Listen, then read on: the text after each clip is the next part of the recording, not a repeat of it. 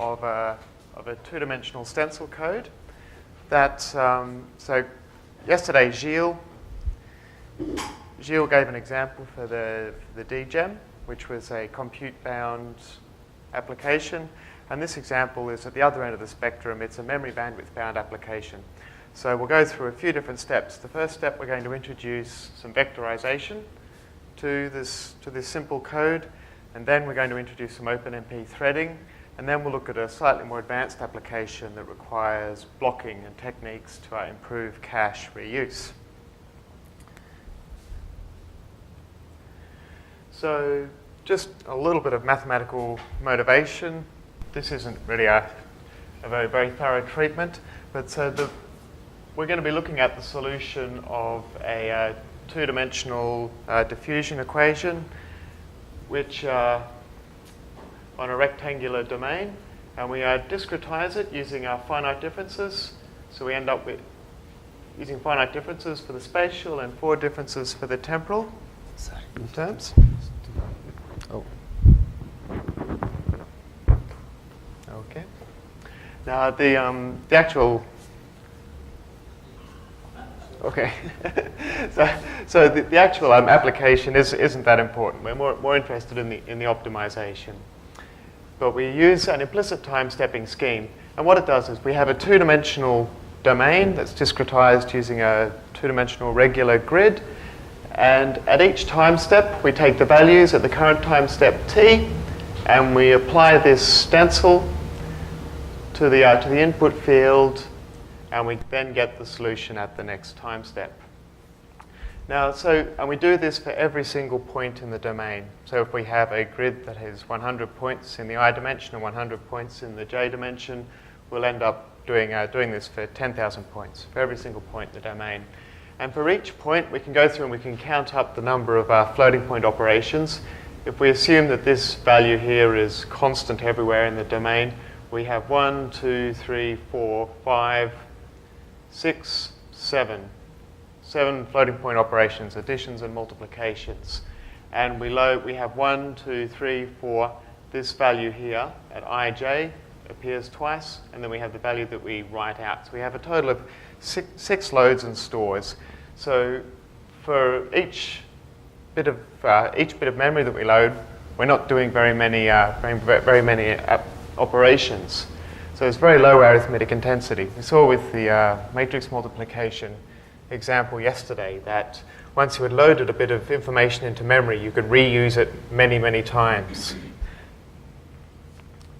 So we'll get straight into the tutorial. The tutorial code is in the same directory, in tutorials Laplace. And I developed this code and tested it on Sandy Bridge. So all of the scripts I've got in there are designed to run on Pilatus. So you can copy this to scratch on Pilatus and start working there. And there's a makefile provided with targets for each exercise. And in the makefile, we use the Intel compiler. And if you want, you might want to, at some points, add things like vectorization reports to check your work. So just go into the makefile and edit this line here if you want to add additional flags. And you can also test it with the GNU compiler, or copy it to or also test it on Toady if you want to, using the GNU compiler. So just before we start, we have a two-dimensional grid of points in this example, but the two-dimensional grid of points is allocated as one single block of memory, and it's indexed using I major storage.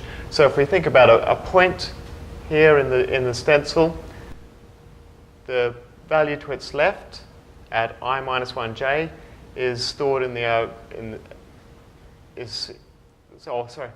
points that are in the I dimension are contiguous. So these 3 points here are contiguous in memory.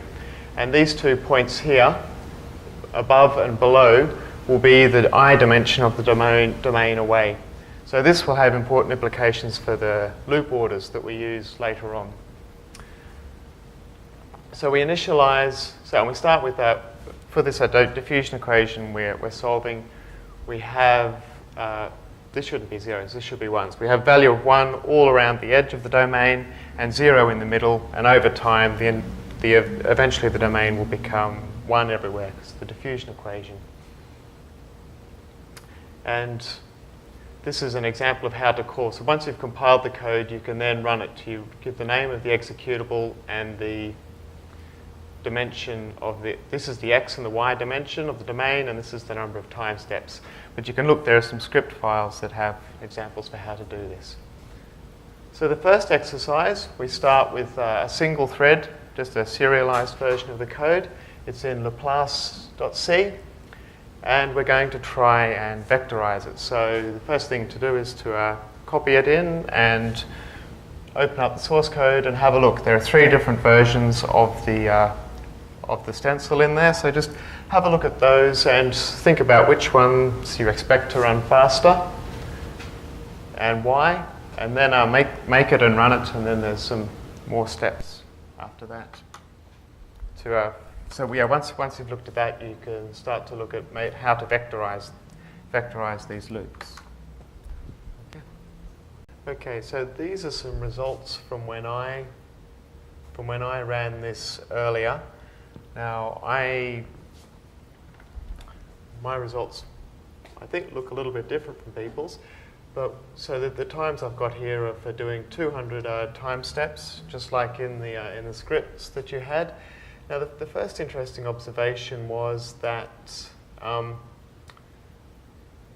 for these two versions of the loop, so this is after I had done the vectorization, up to 66 by 66 or 130 by 132 mesh, the different loop orders, the ij loop order or the ja loop order, there wasn't much of a difference. But then after that, for larger mesh sizes, we can see that this is now about 2 times difference. It's about 8 times difference, 2 times difference again. We've got something funny happening with cache here. And then up to about 5 times difference for this large mesh.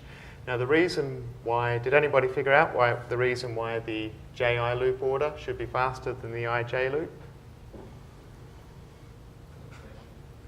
Yeah, because the data is laid out in an I major storage order. So to be able to get efficient use of cache, you have to have the I loop on the inner loop. So your inner loop is striding along the data in the order that it's stored in memory. And then this is when I added vectorization, I got a speed up of about 2 times. So for all of these meshes up to about 1,000 by 1,000. And then for the larger mesh, you see I had some speed up, but it wasn't as significant. This is about a 33% speed up. And the reason that we see a smaller speed up for this larger problem is in this last row of the table here. See, so this is the size of one of the input and output fields in kilobytes. And you can see here we've got 2 input and output fields, so this that would make for about 16.5 megabytes of data.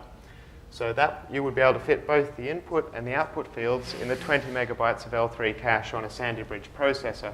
So that means between time steps, all the information is stored in cache. So the CPU, so we are mostly compute bound. So the vectorization has a significant effect there. But for this problem, each field is about 32 megabytes in size, so there's no way that all of that information is going to be stored in the cache between iterations. So we become bandwidth bound because the processor spends most of its time waiting for information to come from memory. So the vectorization has a much smaller effect. Now the second exercise we're going to look at is in Laplace_OMP.c. And it's where it takes the vectorized version of the 2 JI versions of the loop, the one that's vectorized and the one that's not vectorized. And your job is to insert OpenMP directives into those two functions, and then compile it, make OpenMP, and there's an OpenMP.sh shell script. So you might want to use the vectorization report to verify that everything was vectorized, although it seems that some people are getting different results from the ones I got when I double and triple checked everything this morning. They're finding that everything vectorizes. But yeah, and what do you observe? And again, it's very important to, a very big hint about what's going on with the underlying cache and processor architecture is in looking at what sort of scaling you get for small meshes and for large meshes, and what reasons there might be for any differences that you observe.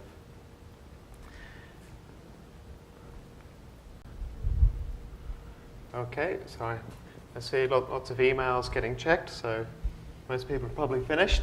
So these are the results I got. I saw a lot of people had the same results. Sometimes they had to run it a couple of times to get the same results. It's yeah, that's one of the problems with doing tutorials like this. So I have got the results here for the small mesh, and I've written down again the size. This is the total amount of memory required to store one of the fields, and this is the large mesh. So for the small mesh, we can see that for one thread, vectorization gives us a really good speed up, about 3 times. And again, for 2 threads, and things get twice as fast. For 4 threads, we have again 3 times speed up, and it's not quite 3 times for 16 or for 16 threads, but we see we get consistent speed up as we increase the number of threads, and vectorization gives significant speed up all the way. And the reason for that is because the fields are small enough to fit into cache. So during the first time step, everything gets loaded from memory and stored in cache, and then subsequent time steps just loop over that, don't have to fetch information from DRAM. So as we add more threads, it speeds up nicely, and the vectorization works very effectively. For this larger problem, it's memory bandwidth bound. So for 1 or 2 threads, we see we get very good speed up. Again, you know, here from 1 to 2 threads, we get about a 2 times speed up for both codes. But then we see something interesting. If we look at the vectorized version, we see about twice as fast. And then this here is giving us about, I don't know, that's about 15% speed up, going from 2 threads to 4. And then after that, we get, just ignore the results for 16 threads for the time being. But we get no speed up going from 4 threads to 8 threads. And this is because each socket has a limited amount of memory bandwidth. So there's a maximum amount of bandwidth or a maximum amount of information it can fetch and write to DRAM per second. And we find that between 2 or 3 threads, if you have a really efficient vectorized code from memory bandwidth bound code, you will reach that upper bandwidth. So adding more threads doesn't speed the application up because it can't fetch information any faster from memory. So that's what we see here, and that's why both the vectorized and unvectorized codes are give us the same times for 4 and 8 threads, because at that point vectorization is no longer helping because we're spending more time waiting for information to come in from DRAM. Now, the problem is that when we use 16 threads, we're using 8 threads on the first socket and 8 threads on the second socket. So we should actually have twice the amount of global memory bandwidth, but we don't. We see that we are a tiny bit faster, about 6% faster. And this is because of what we call NUMA effects, and that's got to do with exactly which bit of memory the information data is stored in, and I'll be talking about that tomorrow. I just wanted to put this in here as a little bit of to get you to start thinking about it for tomorrow's tutorial.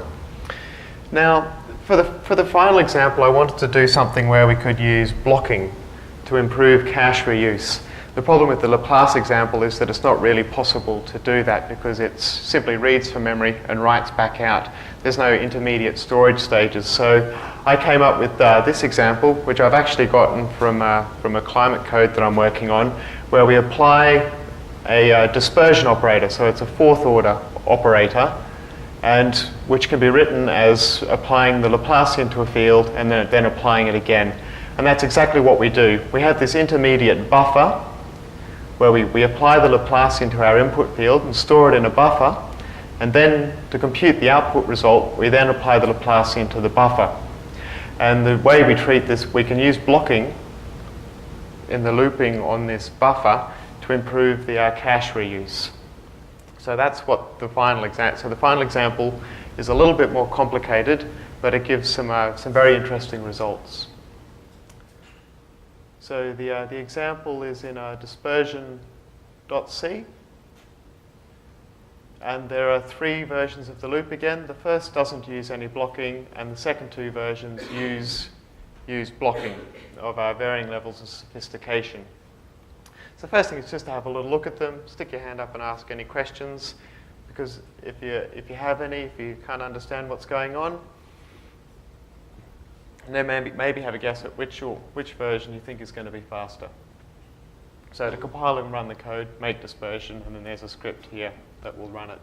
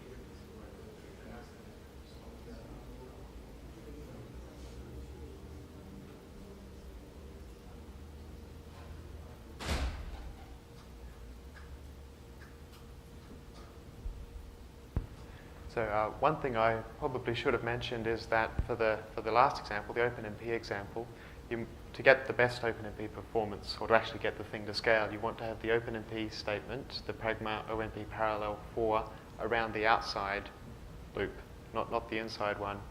Otherwise, you will see the exact opposite to speed up. And this is the general rule when you're using OpenMP, to try and make your OpenMP loops as close to the outside as possible, so that each individual loop has the biggest chunks or pieces of work to do. So would people like me to get the code up on the screen and maybe explain a little bit about what's going on in each implementation, or are you happy figuring it out yourselves? I see a few people nodding their heads, so I'll do it.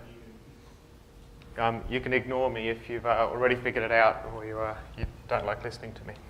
Let's have a look.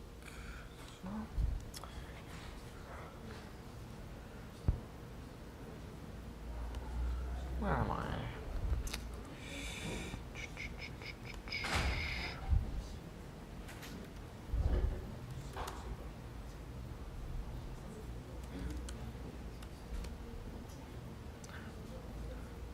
Okay, so I've got the memory here. I've got the code up here.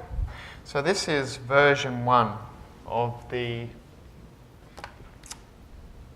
This is version 1. So we can see we've got 2 main loops. So this one loops, J loops over the whole, J and I, we loop over the entire domain. And what do? We load in, we see we're passed in 3 pointers here. A pointer to the input field and the output field, and this is what we had in the previous versions. But now we also have a pointer to a buffer where we're going to store that initial Laplace, when we calculate the Laplacian of the input field, we're going to store that in there, and then once we've computed that, we're then going to use it again to compute the output field. So this is the version 1, the most basic version. We loop over the entire domain. We get the input field, so this is just getting pointers to rows in the input field. and and then we write the result out into the buffer. So B is a pointer into the buffer, and we calculate the Laplacian. And then this will fill the entire buffer field. So if the buffer is 1,000 by 1,000 field, this will loop over the entire field and fill it up. And then we have a second loop where we loop over the entire domain again. This time we get 3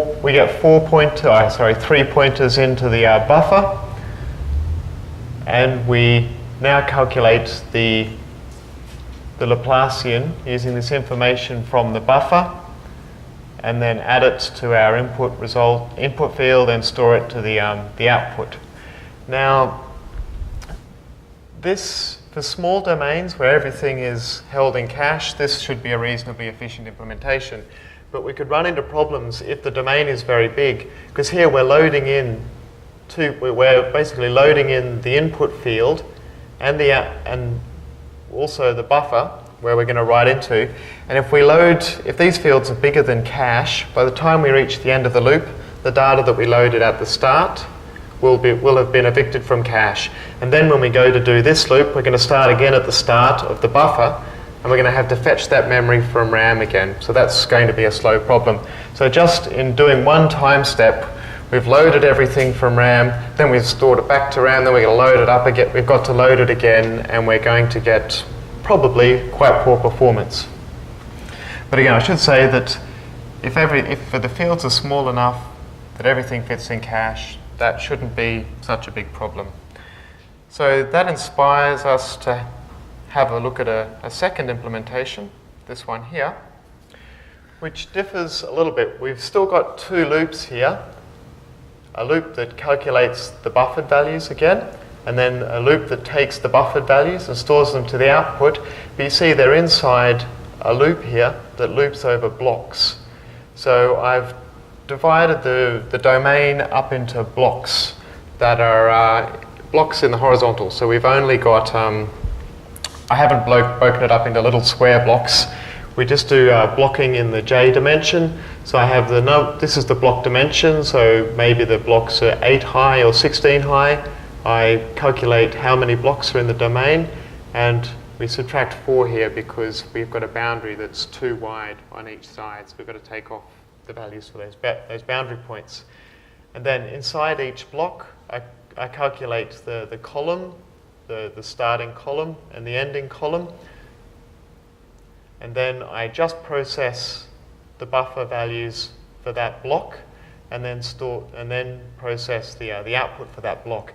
So hopefully, as long as the block is small enough, all the information I just computed will still be in cache, and it'll be available when I do this step. Now I also did a third implementation, because buffer here is a region of memory that is the same size as the input and output fields.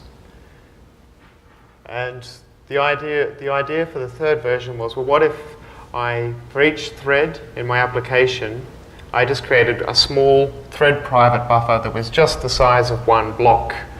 And then the thread would, each time it processed a block, it would store the result in its own private little buffer. And that means, but when it processes multiple blocks, that buffer will remain in cache and we'll get a better performance, theoretically. So that's what we do in the third version. So again, it's starting to get a little bit more complicated, and you can imagine how much more complicated things can get when you've got a bigger or more realistic problems. So here I start up an OMP parallel region. So you notice there's no OMP parallel for. The for loop is inside here. If you do this, what this will do is this will actually start the parallel region. So everything inside these curly braces here will be executed in parallel. So the threads will be started up. So what do I do? I first of all figure out which thread, OMP get thread num. You can call that when you're inside a parallel region, and that will tell you what thread, that will give you the thread ID of this thread. And then I've got a series of buffers. So if we've got 8 threads, I'll have 8 buffers. So each thread will now get a pointer to its local buffer, and then we proceed with the loop as we did in the last one, but instead of using a global buffer, we're now using this local buffer. And yep. So does that make sense? A little bit. So yeah, you can try to run it and see if this approach actually helps, or I should say, see for which scenarios it helps and for which scenarios it's not that helpful. Here are some results. I put some results for three different meshes. So first of all, for a small mesh, we see the behavior that we've been seeing in the other examples, that the three versions are, I would say that's identical. We get identical results for the three versions, because each of the three versions vectorize properly. The only difference is how they try to maximize reuse of cache. But for this small problem, the entire thing will fit into L3 cache, so we don't really, the blocking techniques don't give us any real benefit. Now for a slightly larger mesh, again for one thread, there isn't really any. This version actually performs a little bit slower than the version 1. And again, there's not really much difference. It's only when we start to make the mesh, increase the number of threads, that we see an improvement. Like we see this version 3 becoming faster. And then all of a sudden here, when we go to 8 threads, all of a sudden this method becomes much, much faster. And the reason for that is each core has 256 kilobytes of L2 cache. So as you increase the number of threads, you increase the amount of L2 cache that's available to you. And going from 4 threads, where you'll have a total of 1 megabyte of L2 cache, to 8 threads where you have a total of 2 megabytes of L2 cache, just improves, for this method here, improves the reuse of information, and we get this very nice scaling. I don't think this microphone's working that well. And then when we go to a much larger problem, so this is 4 times bigger again, so we see again no real benefit for one thread, but then as we increase the number of threads, we can see that the techniques that reuse information in cache start to become much more competitive. So again, for 8 threads on this larger problem, we're a little bit over twice as fast, which is nice. So I think the real take-home message from this is, if you go and write your vectorized code and you write your buffering and your blocking, and you think you got a pretty good thing, don't go and testing it just for 1 and 2 threads and then say, oh, the results, that didn't give me any speed up. It wasn't worth the effort. Try to do it all the way out to as many threads as you've got available and really play around and try to understand whether or not, you might be getting some speed up. And that's particularly important because you need to go beyond 2 threads. You need to go to 3 or 4 threads before you start to reach the limits of our memory bandwidth. And you can see for all of the examples we looked at earlier, the real speed up started to happen around 4 threads. And then we see that again here, because by 4 threads, this version here is completely memory bandwidth bound. It doesn't improve going from 4 threads to 8 threads. And the same for this version here. But this version here gets a speed up of another 30%, say.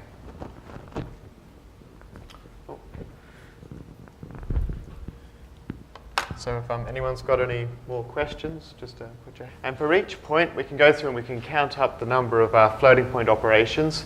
If we assume that this value here is constant everywhere in the domain, we have 1, 2, 3, 4, 5, 6, 7 floating point operations, additions and multiplications. And we have 1, 2, 3, 4, this value here at ij, appears twice, and then we have the value that we write out. So we have a total of six loads and stores. So for each bit of memory that we load, we're not doing very many operations. So it's very low arithmetic intensity. We saw with the matrix multiplication example yesterday that once you had loaded a bit of information into memory, you could reuse it many, many times. So we'll get straight into the tutorial. The tutorial code is in the same directory, in tutorials Laplace. And I developed this code and tested it on Sandy Bridge. So all of the scripts I've got in there are designed to run on Pilatus. So you can copy this to scratch on Pilatus and start working there. And there's a makefile provided with targets for each exercise. And in the makefile, we use isn't that important. We're more interested in the optimization. But we use an implicit time-stepping scheme. And what it does is we have a two-dimensional domain that's discretized using a two-dimensional regular grid. And at each time step, we take the values at the current time step t, and we apply this stencil to the input field, and we then get the solution at the next time step. Now, and we do this for every single point in the domain. So if we have a grid that has 100 points in the I dimension and 100 points in the j dimension, we'll end up doing this for 10,000 points for every single point in the domain of a two-dimensional stencil code. So yesterday, Gilles gave an example for the DGEM, which was a compute-bound application. And this example is at the other end of the spectrum. It's a memory bandwidth-bound application. So we'll go through a few different steps. The first step, we're going to introduce some vectorization to this simple code. And then we're going to introduce some OpenMP threading. And then we'll look at a slightly more advanced application that requires blocking and techniques to improve cache reuse. So just a little bit of mathematical motivation. This isn't really a very, very thorough treatment, but we're going to be looking at the solution of a two-dimensional diffusion equation, which on a rectangular domain, and we discretize it using our finite differences. So we end up with using finite differences for the spatial and 4 differences for the temporal terms. Oh. Okay. Now the actual. Okay. so the actual application.